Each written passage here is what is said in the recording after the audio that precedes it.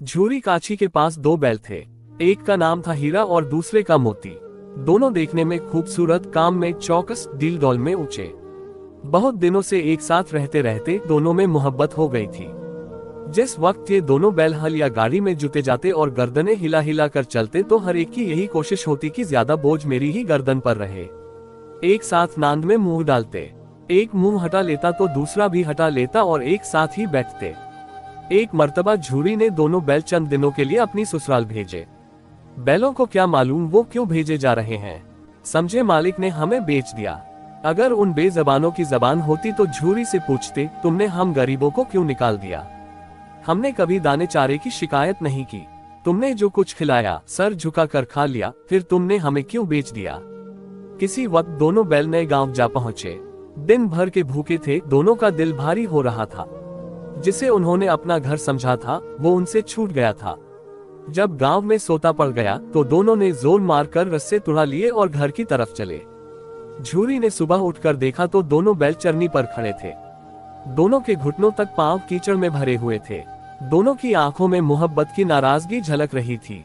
झूरी उनको देखकर मोहब्बत से बावला हो गया और दौड़कर उनके गले से लिपट गया। घर और गांव के लड़के जमा हो गए और तालियां बजा बजा कर उनका खैर मकदम करने लगे। कोई अपने घर से रोटियां लाया, कोई गुड़ और कोई भूसी। झूरी की बीवी ने बैलों को दरवाजे पर देखा तो जल उठी, बोली, कैसे नमक हराम बैल हैं। एक दिन भी वहां काम न किया, भाग खड़े हुए। झूरी अपने बैलों पर ये इल्जाम बर्दाश्त न कर सका, बोला, नमक हराम क्यों है। चारा न दिया होगा तो क्या करते। औरत ने तुनक कर कहा, बस तुम ही बैलों को खिलाना जानते हो और तो सभी पानी पिला पिला कर रखते हैं। दूसरे दिन झूरी का साला, जिसका नाम गया था, झूरी के घर आया और बैलों को दोबारा ले गया। अब के उसने गाड़ी में जोता। शाम को घर पहुंचकर गया ने दोनों को मोटी रस्सियों से बांधा और फिर वही खुश्क भूसा डाल दिया। हीरा और मोती इस बर्ताव के आदी न थे। झूरी उन्हें फूल की छड़ी से भी न मारता था, यहाँ मार पड़ी, उस पर खुश्क भूसा, नांद की तरफ आंख भी न उठाए। दूसरे दिन गया ने बैलों को हल में जोता, मगर उन्होंने पांव न उठाया। एक मर्तबा जब उस जालिम ने हीरा की नाक पर डंडा जमाया तो मोती गुस्से के मारे आपे से बाहर हो गया, हल्ले के भागा। गले में बड़ी बड़ी रस्सियां न होती तो वो दोनों निकल गए होते। मोती तो बस हट कर रह गया। गया आ पहुंचा और दोनों को पकड़कर ले चला। आज दोनों के सामने फिर वही खुश्क भूसा लाया गया। दोनों चुपचाप खड़े रहे। उस वक्त एक छोटी सी लड़की दो रोटियां लिए निकली और दोनों के मुंह में एक एक रोटी देकर चली गई। ये लड़की गया की थी। उसकी माँ मर चुकी थी। सौतेली माँ उसे मारती रहती थी। इन बैलों से उसे हमदर्दी हो गई। दोनों दिन भर जोते जाते, उल्टे डंडे खाते, शाम को थान पर बांध दिए जाते और रात को वही लड़की उन्हें एक रोटी दे जाती। एक बार रात को जब लड़की रोटी देकर चली गई तो दोनों रस्सियां तीन चबाने लगे, लेकिन मोटी रस्सी मुंह में न आती थी। बेचारे जोर लगा कर रह जाते। इतने में घर का दरवाजा खुला और वही लड़की निकली। दोनों सर झुकाकर उसका हाथ चाटने लगे। उसने उनकी पेशानी सहलाए और बोली, खोल देती हूँ, भाग जाओ, नहीं तो ये लोग तुम्हें मार डालेंगे। आज घर में मशवरा हो रहा है कि तुम्हारी नाक में नट डाल दी जाए। उसने रस्से खोल दिए और फिर खुद ही चिल्लाई, ओ दादा, ओ दादा। दोनों फूफा वाले बैल भागे जा रहे हैं। दौड़ो दौड़ो। गया घबरा कर बाहर निकला। उसने बैलों का पीछा किया, वो और तेज हो गए। गया ने जब उनको हाथ से निकलते देखा तो गांव के कुछ और आदमियों को साथ लेने के लिए लौटा। फिर क्या था, दोनों बैलों को भागने का मौका मिल गया। सीधे दौड़े चले गए। रास्ते का ख्याल भी न रहा। बहुत दूर निकल गए तब दोनों एक खेत के किनारे खड़े होकर सोचने लगे कि अब क्या करना चाहिए। दोनों भूख से बेहाल हो रहे थे। खेत में मटर खड़ी थी, चरने लगे। जब पेट भर गया तो दोनों उछलने कूदने लगे।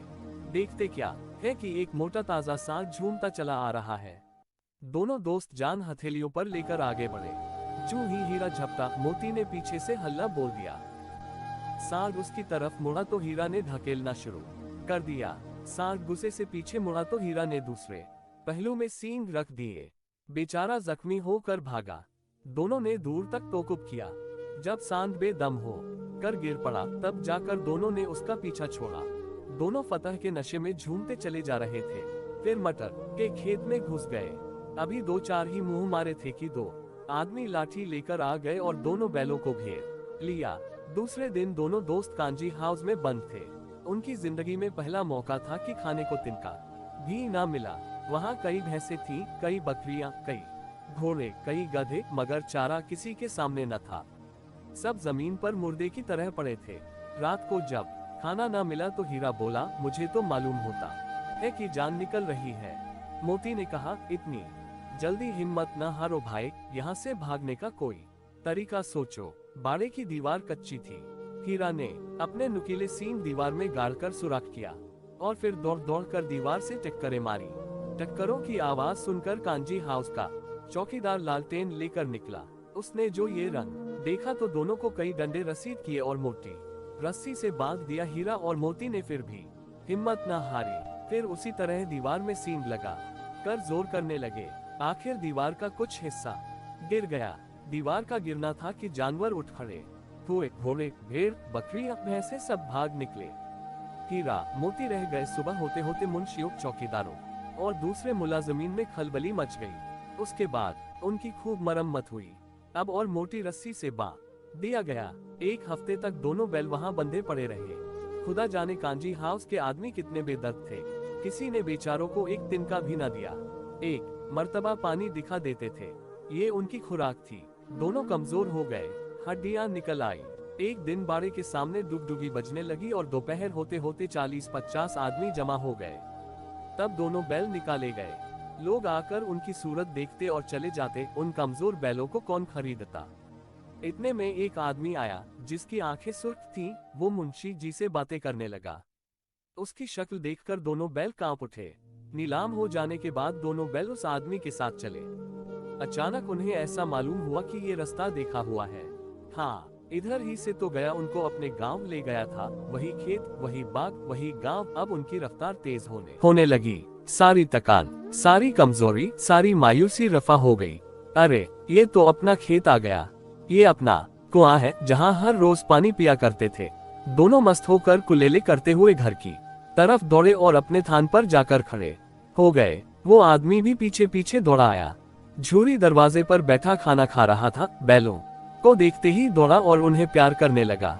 बैलों की आंखों से आंसू बहने लगे। उस आदमी ने आकर बैलों की रस्सियां पकड़ ली। झूरी ने कहा, ये बैल मेरे हैं, तुम्हारे कैसे हैं? मैंने नीलाम में लिए हैं। वो आदमी जबरदस्ती बैलों को ले जाने के लिए आगे बढ़ा। उसी वक्त मोती ने सींग चलाया। वो आदमी पीछे हटा। मोती ने तोकुब किया और उसे खदेड़ता हुआ गांव के बाहर तक ले गया। गांव वाले ये तमाशा देखते थे और हंसते थे। जब वो आदमी हार कर चला गया तो मोती अकड़ता हुआ लौट आया। जरा सी देर में नांग में खली, भूसा, चोकर, दाना सब भर दिया गया। दोनों बैल खाने लगे। झूरी खड़ा उनकी तरफ देखता रहा और खुश होता रहा। 20 लड़के तमाशा देख रहे थे। सारा गांव मुस्कुराता हुआ मालूम होता था। उसी वक्त मालकिन ने आखिर